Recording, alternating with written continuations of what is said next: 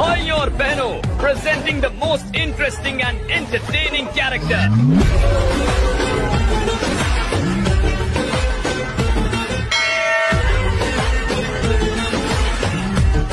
अब होगा एंटरटेनमेंट शुरू।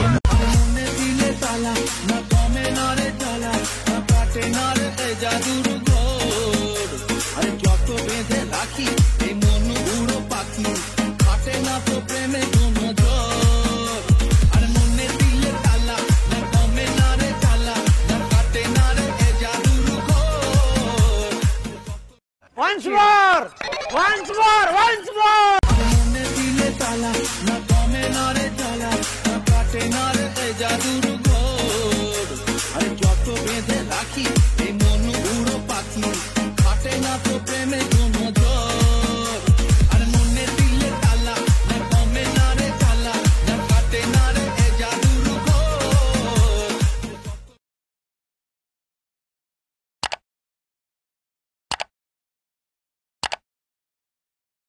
Let's see the tutorial in a light motion.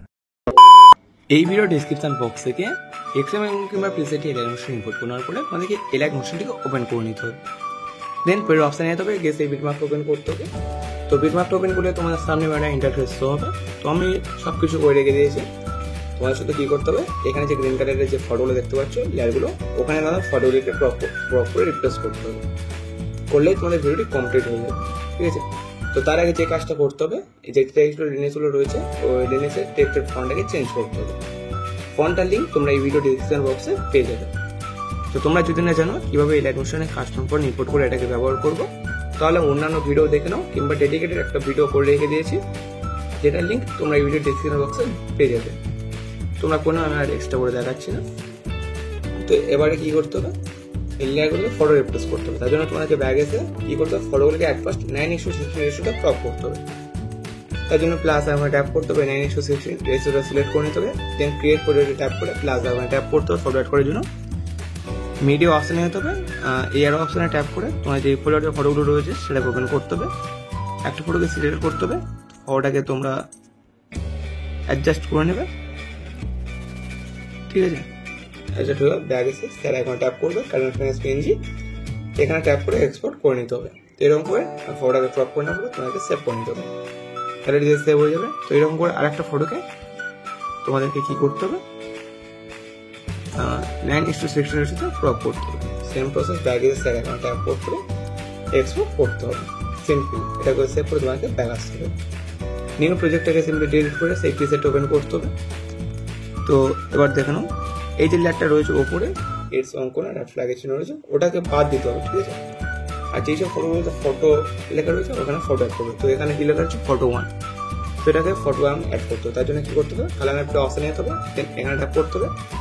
Arrow অপশানে গিয়ে এলাইট মোশনটিকে সিলেক্ট করে যে কোনো একটা ফটোকে সিলেক্ট করবে, ঠিক আছে, কি হচ্ছে।